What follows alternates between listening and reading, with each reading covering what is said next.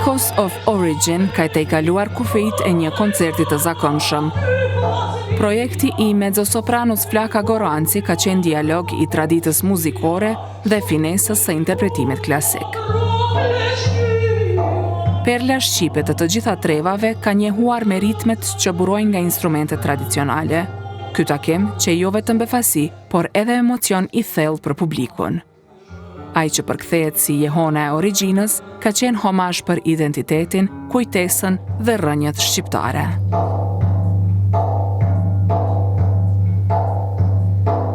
Këndimi i këngës tradicionale në stil lirik nga mezzosopranoja e shquar Flaka Goranci shkrihet drejt një natyre të jazzit nën tingujt minimal të kitarës së Tringa Sadikut. E ngjyrimin popullor e merr kur bashkohet çiftelia e Hava Bekteshit dhe Arbresha në Dajre. E krejt bashk shkrihen në një kombinim të çuditshëm, por që mrekullisht shkon tejet bukur.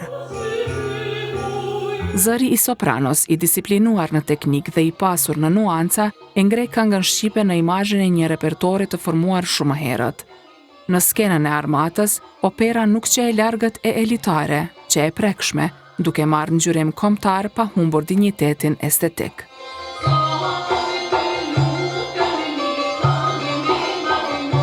Mezzosopranoja Flaka Goranci ka thënë se ideja ka qenë që muzika dhe instrumentet tradicionale të bashkëdyzohen me muzikën klasike dhe të shihet rezultati.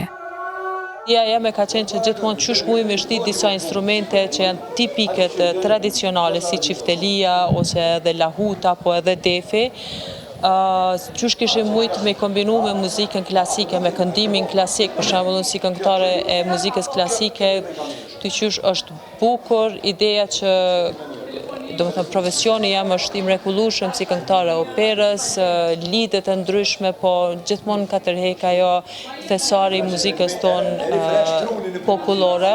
Edhe jam mundu që gjithmonë me kontribu, se në faktikisht të projektet janë një lloj kontributi që i bëhet kulturës tonë, duke marrë parasysh që merr shumë kohë për mi gjetë këngët e duhuna, për mi gjetë informacionet se kush janë kompozitorë dhe a ka të dhëna se kush janë kompozitorë etj. Do të thonë ka filluar si proces, me thonë të drejtën ka një vit e gjysmë. Repertori është përpunuar nga kitaristja Tringa Sadiku dhe mezzosopranoja Goranci. Pas premierës së koncertit Jehona e Origjinës në Prishtinë, formacioni pritet të udhtojë me të edhe jashtë vendit dhe ftesat vetë se kanë bërritur në adresën e mezzosopranos Goranci. Vetëm se e kemi marrë një ftesë, në muajin prill jemi në Hamburg të Gjermanisë, edhe kemi disa informata që na kanë kërku disa festivale tjera, që ju ka duk koncepti shumë interesant, dhe kanë pri që desa të bot koncerti sot, bile dhe sot e kemi marrë një ftesë. Po, kam përshtypjen që është projekt shumë i mirë për vendin, është projekt shumë i mirë për trashëgimin tonë muzikore, është një projekt që me të vërtet me anë të muzikës tregohen edhe vjetërsia këngëve, edhe poezia mrena, edhe laramania, do me thonë, të i marë që kemi zonat të ndryshme. Hava Bekteshi, e cila ka luajtur me çifteli, ka thënë se pozita e çiftelis në këtë koncert ka qenë një prej veçantive të tij. Ka thënë se ka qenë ndërthurje e gjithçkaje. Ka qenë një eksperiencë shumë jashtëzakonshme. Do të thonë një eksperiencë komplet ndryshe nga ajo që deri tani çiftelia ime ka pas rrugtimin. Edhe jam shumë falënderuese Flakës që e bëri edhe këtë projekt të mundur, ku çiftelia të bëhet pjesë e këtij projekti, ku çiftelia sot në këtë koncert u bë një zë i barabartë në fakt me skenën klasike.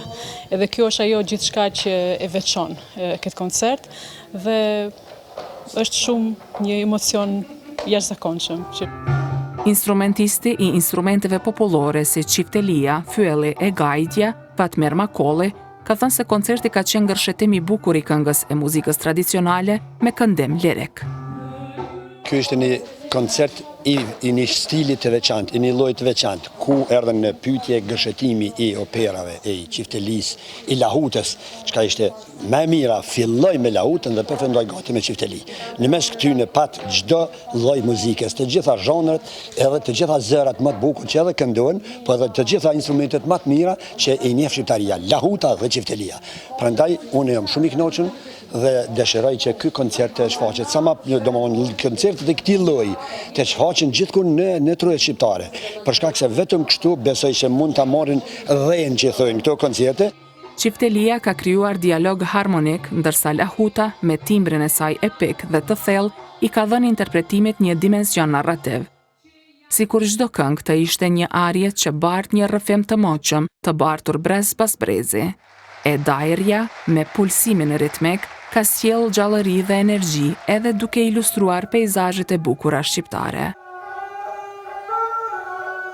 Në kuadër të projektit Echoes of Origin, Tringa dhe Hava kanë mbajtur punëtori për qifteli dhe kitar një ditë para koncertit. Koncerti ka dëshmuar se këndimi klasik dhe instrumentet tradicionale janë dy gjuhë që kur flasin së bashku, krijojnë harmoni autentike.